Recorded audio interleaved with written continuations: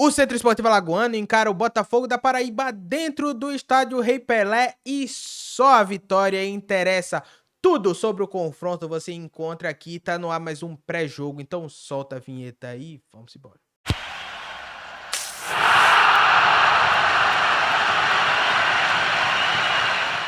E aí, galera do Papo de Azulino, fala meu povo, fala meu time, mais um vídeo aqui no canal, mais um programa. Antes da gente começar, não se esquece, tá? Se inscreve no canal, ativa o sininho pra você não perder nada, é vídeo novo todo dia, vai ser um prazer ter você fazendo parte desse time. Seu like, seu comentário são sempre muito importantes. Tamo junto e deixa aqui a sua opinião, tá? O seu time, quem você escalaria, você vai para o jogo. Antes de mais nada, né, dá primeiro a informação mais importante, tá? Porque esse jogo vai passar, vai ser transmitido nos canais Sportnet, o antigo Nosso Futebol, mas a Band vai passar em TV aberta, então você vai conseguir assistir aí tranquilamente, tá? Primeira das informações, mas o vídeo de hoje é especial, porque a gente trouxe um convidado direto da Paraíba, tá? Ele que cobre o Botafogo e vai trazer todas as informações do Botafogo da Paraíba. Hoje, o meu amigo Marco Vilarim, do canal Belo Amor e da rádio Alta Potência. É contigo, Vilarim?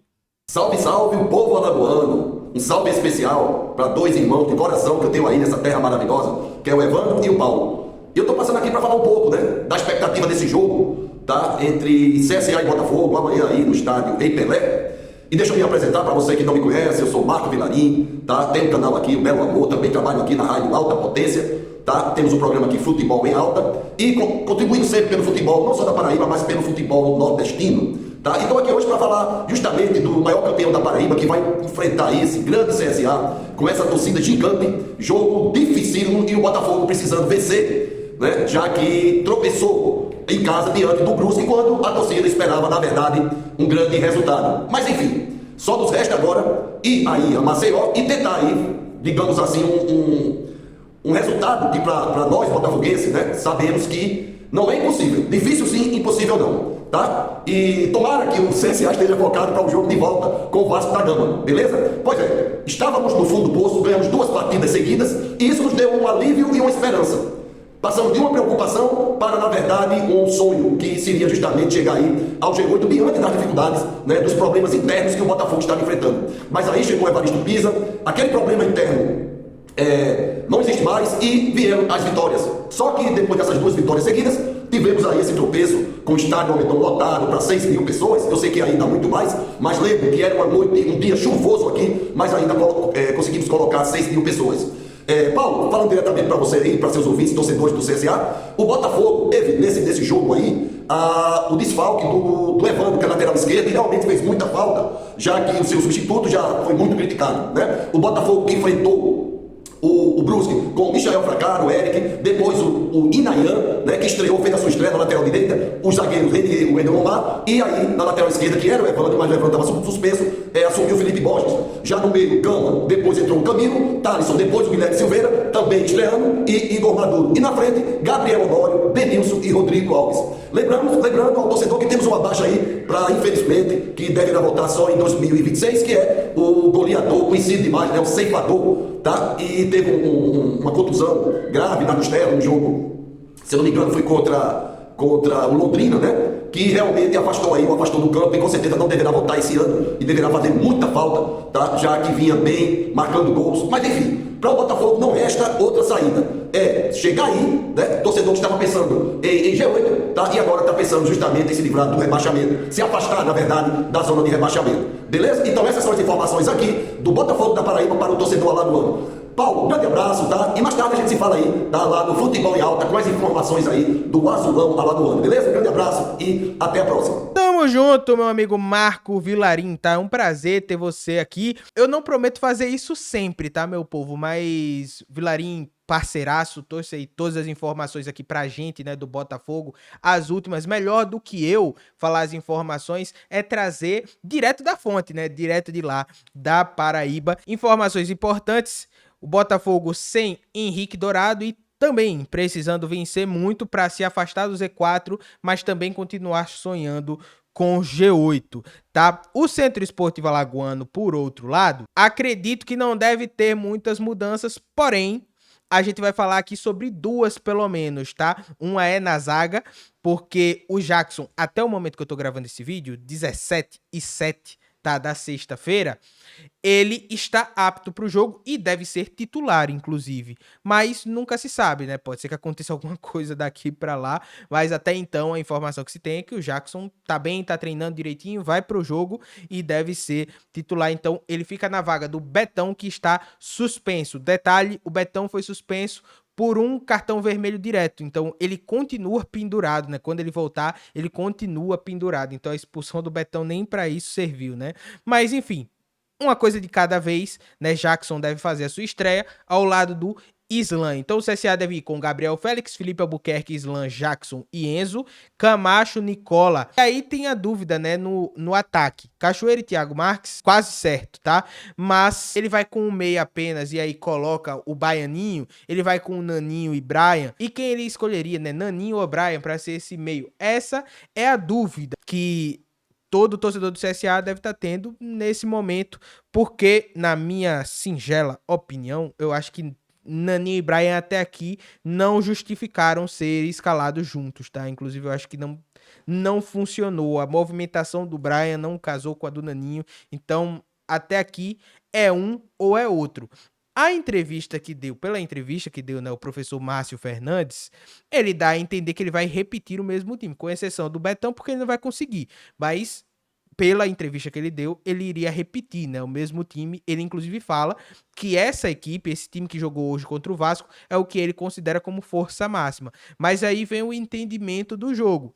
Eu acho que, tanto ofensiva como defensivamente, o time melhorou com a entrada do Baianinho. Leia-se com um extremo a mais, né? Jogando com dois extremos, Cachoeira, Baianinho, o centroavante, e aí você fica com um meia só. Tanto Naninho como o Brian não fizeram um bom jogo, mas aí eu justifico isso, e eu falei até no meu pós-jogo, que é pela forma do CSA jogar. Se vocês forem perceber direitinho, a bola dificilmente passava pelo meio. As principais jogadas do CSA eram lançamentos. Então, o seu meia, ele participa pouco. O Naninho muito pouco participou, e o Brian participou mais no primeiro tempo quando ele estava jogando pelo lado. No momento que ele foi centralizado no segundo tempo, aí ele sumiu de vez. Ele já não tinha feito um bom primeiro tempo, e aí no segundo ele praticamente não participou do jogo. Então, pela forma que jogou o CSA, o meia, essa figura, não só do 10, tá? O Nicola e o Camacho, que geralmente participam muito desse jogo, né, com bola, eles também não tiveram tantos lances efetivos assim. Eles apareciam mais no momento defensivo mesmo.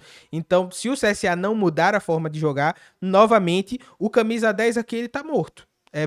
Tô sendo bem sincero. Utilizando muito essa bola longa, a bola não passa pelo meio e, logicamente, o seu meio de campo não vai funcionar. Opinião pessoal, eu acho que ele deve voltar com o Baianinho, tá? Colocar o Baianinho ali como extremo, e aí entre o Luciano, Naninho e Brian, eu iria com o Naninho por uma questão de característica e por achar que o Naninho tá com mais ritmo de jogo do que o Brian. O Brian, ele ainda prende um pouco mais essa bola, ele demora um pouquinho para soltar mais esse jogo e tá muito acostumado a jogar pelo lado de campo, né, de trazer de fora para dentro. Isso tem uma diferença, né? O Naninho, ele já é um jogador que tá mais acostumado, quando ele entra centralizado, né, e tá mais acostumado a ser esse jogador que vai preencher realmente o campo, vai estar por vários locais, né, das quatro linhas, dentro das quatro linhas. Então eu iria de Naninho. Acho o Brian o melhor jogador desse time do CSA, mas eu justificaria a entrada do Naninho por isso, e por ele já ter jogado, né, com o técnico Márcio Fernandes. Então acredito que o Márcio, com mais tempo, vai conseguir extrair mais do Naninho, pelo menos assim eu espero. Se ele for com o Brian, Paulo, você acha que tá errado? Não. Eu só tô aqui dando um ponto de vista, né?